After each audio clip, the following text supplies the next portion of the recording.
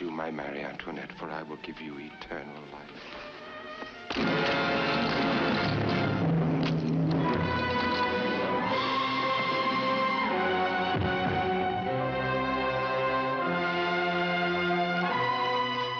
This is Harrison Smith, director and writer of Death House, Camp Dread, and Zombie Killers.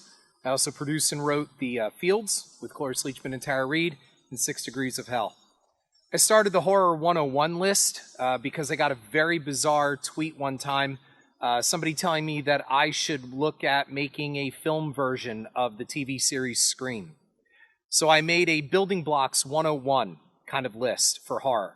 This doesn't mean it's everything that's out there, nor does it mean that I'm including all cult films or maybe something that's your personal favorite. What I'm saying is these are the DNA, the building blocks of the genre that goes all the way back to the 1920s. I hope you like the list, and my thanks to the Dorkening for promoting it.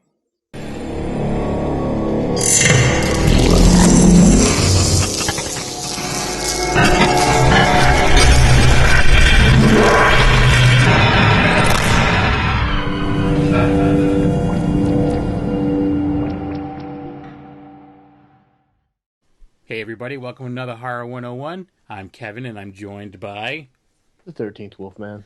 And today on another Horror 1, like I said, if you don't know what Horror 101 is, I'm sure you saw the intro, but Harrison Smith, director of Death House, put together a list of 101 essential horror movies or movies that influenced horror. So we're going through and reviewing all these. So today we have the 1953 classic House of Wax. House of Wax. I'll give you a quick synopsis on this.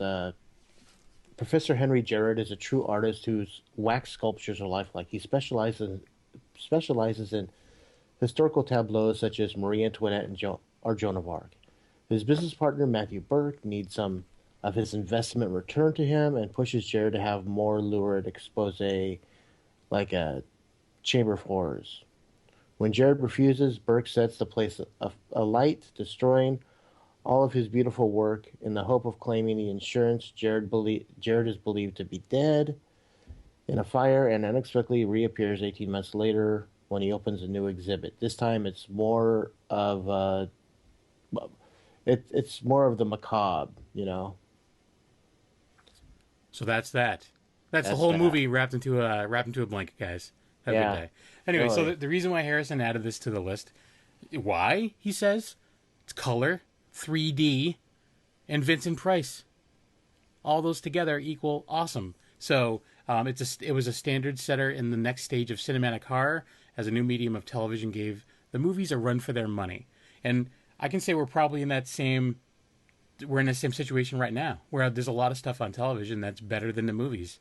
We're higher quality stuff. But anyways, you pretty much gave a rundown of the movie there. So this is another one that I hadn't seen until we decided we're reviewing this one. And again, I'm glad I saw it. I really, really, really enjoyed it. I really need to see more Vincent Price movies. There's so many out there that I just haven't seen. But I love the feel of this one and just like how dramatic and almost theatrical that Vincent Price is, like, all the time.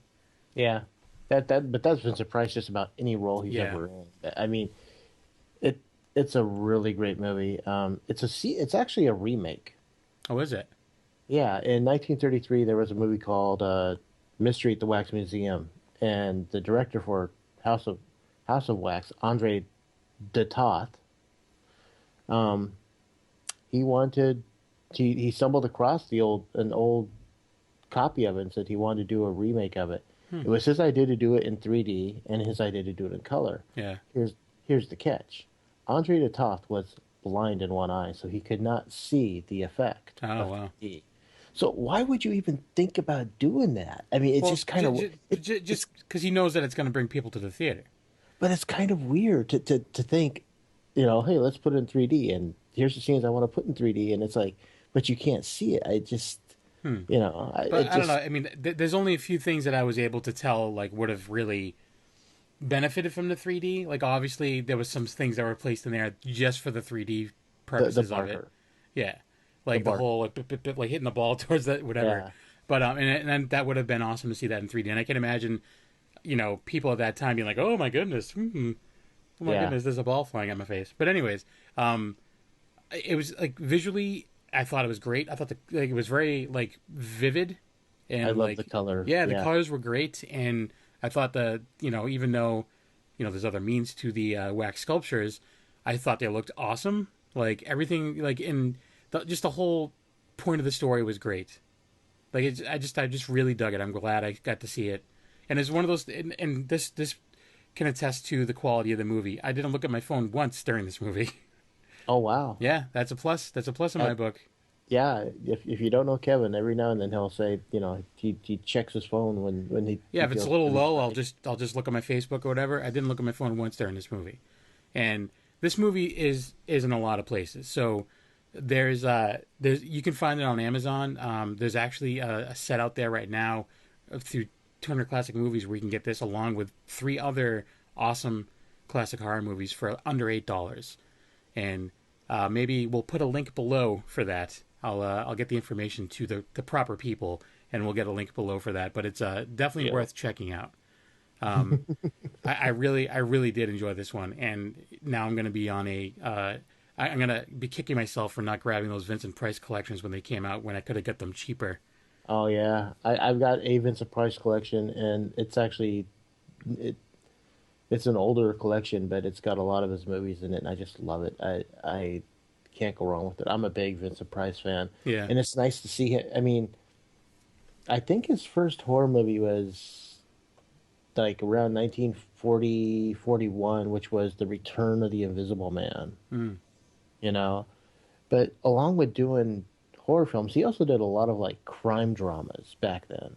He's either the bad guy or like the cop investigating it or something. It's so great to see him just do a role. This is such a Vincent Price role. I say that now, but at the time, there was no such thing. But this really seems like something he could sink his teeth into and have a lot of fun with. Well, even like everything about it, like the mask on his face. Without getting a lot of things obviously, leave up. There's a lot of questions there, but like, okay, how was he able to speak and whatever? But like the look of his face, like the burnt face, was just so cool looking. It was just neat.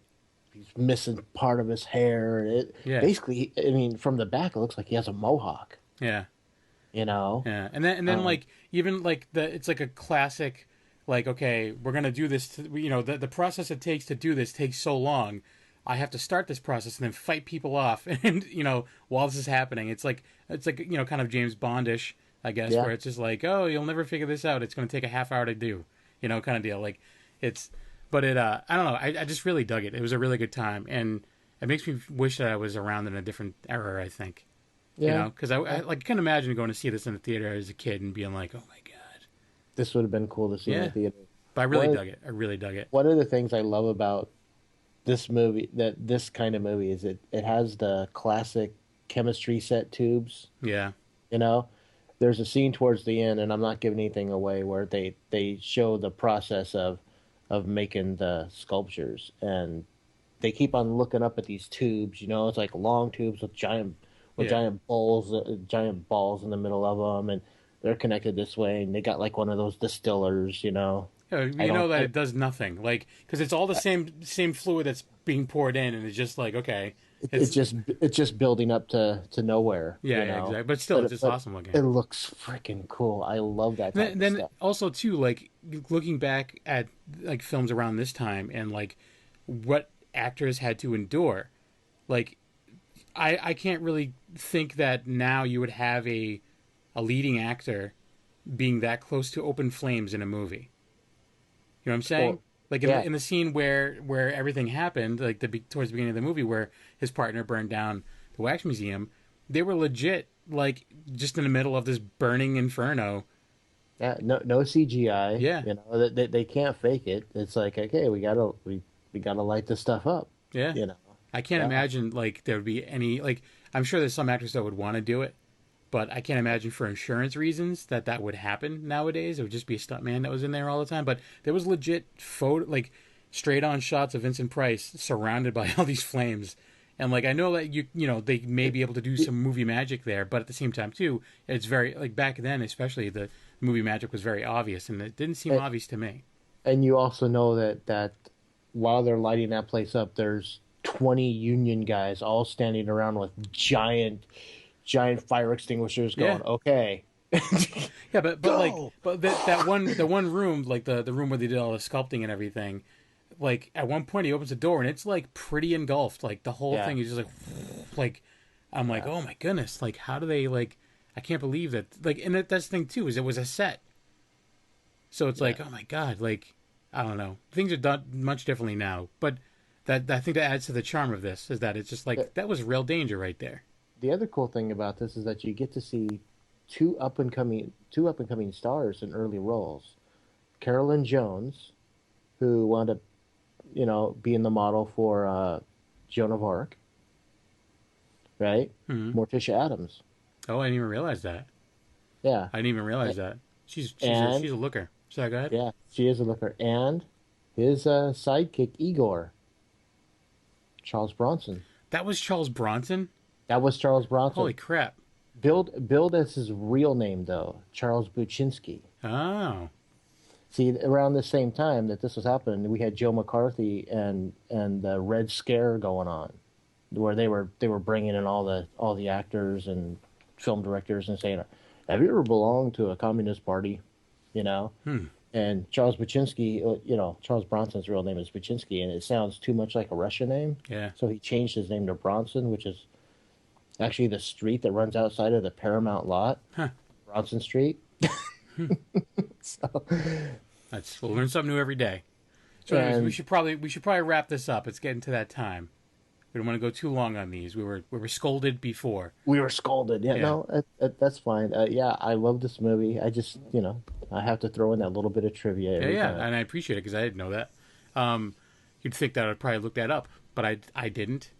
Yeah, but Because that was he looked a little familiar to me, but I didn't bother to look. You know? yeah, My own that fault. was Charles Bronson. Wow, that's one of his crazy. first roles. And interesting thing is, he looks like he can beat anyone's ass in that entire film. Yeah. And he gets away with not saying a word. Yeah. I'm a big Charles Bronson fan, so Yeah. Is there any particular scenes that really stick with you? well, the one scene we were talking about how the bodies are made towards Yeah, the yeah. end, the Phyllis Kirk scene. Yeah. Love that. That's We've actually, I don't even know why I asked because we've already brought up so many awesome scenes in the movie. But one thing you're talking about, like how he was very intimidating without saying a word, it was when she went back into the wax museum and then there was like all the heads and then it was like one of his head and then he just like backed away. I'm like, that's awesome. It's so like typical, but it's awesome at the same time. And the funny thing is that when I see that scene, I think of I think of that's something you would see out of like the 1960s Batman. Yeah. Where Batman would show up, and then there's like there'd be like the Joker or the Riddler, and there'd be like all these heads, and just Yeah. it's like, oh, he must not be here. It's just a bunch of heads. That's it. I guess we can leave. Scooby Doo or something like Yeah. that. It just seems so, Yeah. So what would you give this rating wise? it's like, well, I was gonna say it's easy, but I'm gonna go 9. I was gonna say 8.5. I'm like, I really love this movie, so Yeah. it's I'm gonna go 8, just because. I mean, I still think 8's really good, but it's. I mean, I need to see more Vincent Price. This may go up after I see more, or it may go down. I don't know, but I'm really glad I got to see this one, and thanks to Harrison for making a list and us deciding to review all these movies because I'm able to see a bunch of movies that I've never seen before that I've heard about. I just have never seen. So, I'm really glad that you're finally getting to experience these classics. Yeah, definitely. All right, so I guess that's it. And so where can people find you other than on Horror 101 on the Dorkening? Well, they can find me on YouTube, The 13th Wolfman, Twitter at The 13th Wolfman, Tumblr 13th Wolfman the Proud. Well, you said it yourself, every Sunday, Tuesday here on the Dorkening. Right, and you can also find me, obviously, on the Dorkening. And you can find me A-Knuckle on Twitter, Instagram, and Vine. And that's it. Stay tuned for more Horror 101. And, subscribe if you haven't already. Please do. And go see Death House when it comes out, or check it out whatever means you can. Very much looking forward to this one. And again, stay tuned for more Horror 101, and have a good day, everybody. Bye.